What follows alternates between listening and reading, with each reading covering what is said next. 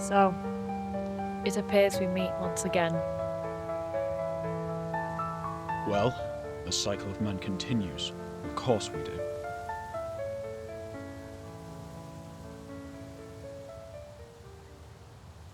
We really are bound to do this forever, aren't we?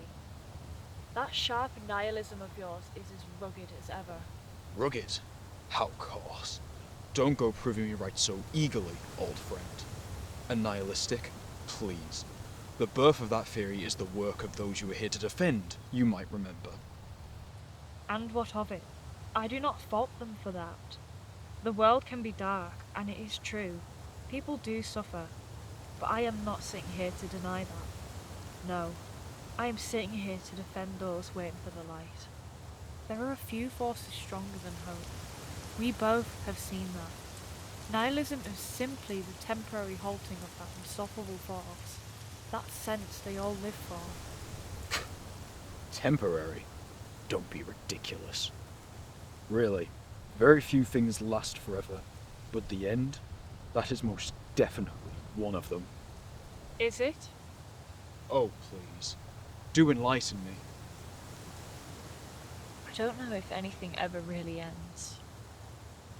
The very grass we sit upon is fertilized and revitalized by those who once walked amongst it. What has been, that cannot be undone.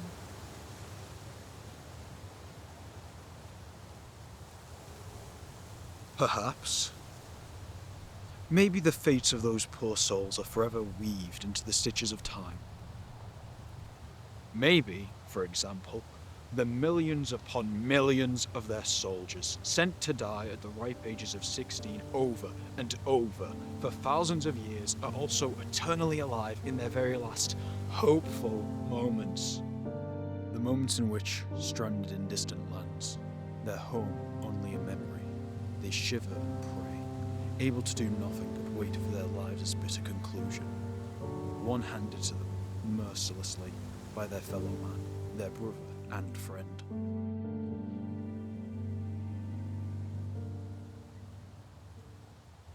I know.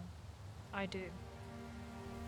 Too often is pain endured due to the handing out of heedless suffering, and yet through the roar of metal war machines, they do look for peace. Even the flattened blades of grass and burning embers of trees hold on. But if life was truly pointless, then why do they fear its end? Yes, if everything was perfect, no life would ever be cut short. But everything isn't.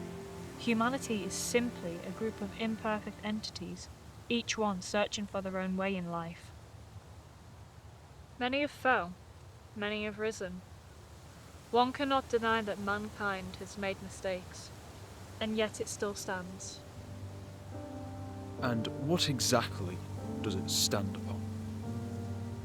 A decaying mountain of corpses, empty vessels of lives gone. Ones of those slew for a speck of dirt, for an extra metre of land.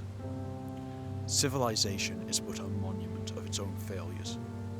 And as for the dead's mothers, fathers, wives, and children, what are they presented with? The hollow pledge that he died for you, for your freedom. How noble. I am sure it was worth the price. You see, there is no freedom for them.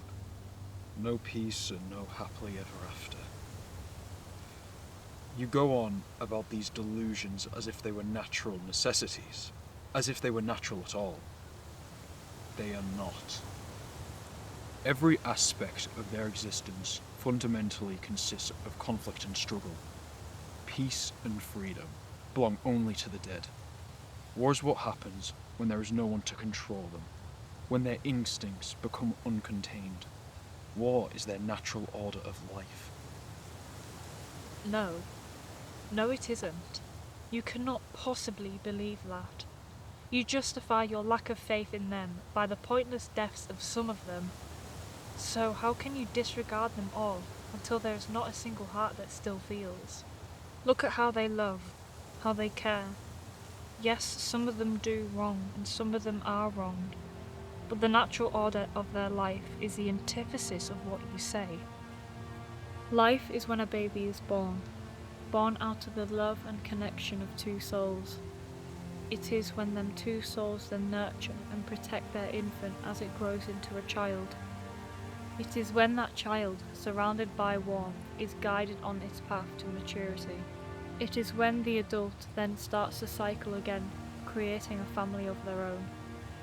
It is when finally, whilst embracing the virtues of a life well lived, and in the care of those whose lives they have created, that the distant newborn, now rewarded and worn by the highs and lows of many years, gather their final thoughts and take their final breaths, all the while bidding farewell to those they love.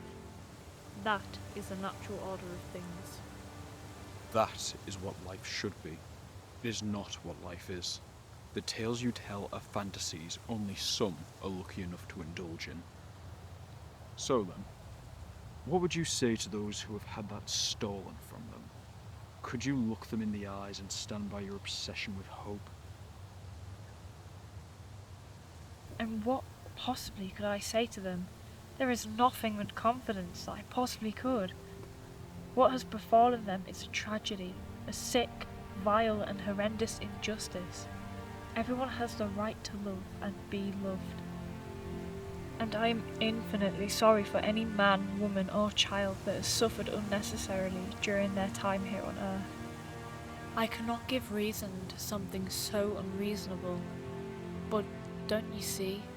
Even in spite of everything bad, they still try to be good. They mourn, they remember. They tell the tales of wrongs and rights. They grieve life's tragedies and celebrate its triumphs. They know they do. And that is the reason to hope. It is.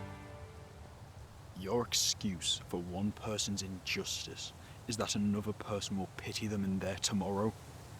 I doubt that would be enough for those forever lost in yesterday.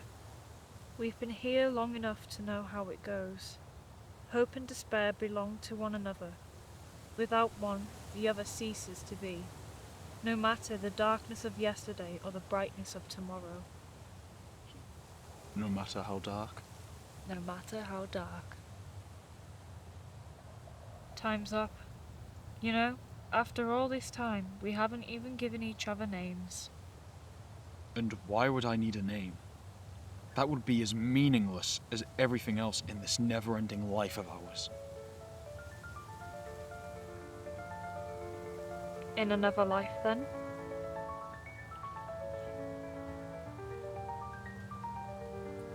In another life.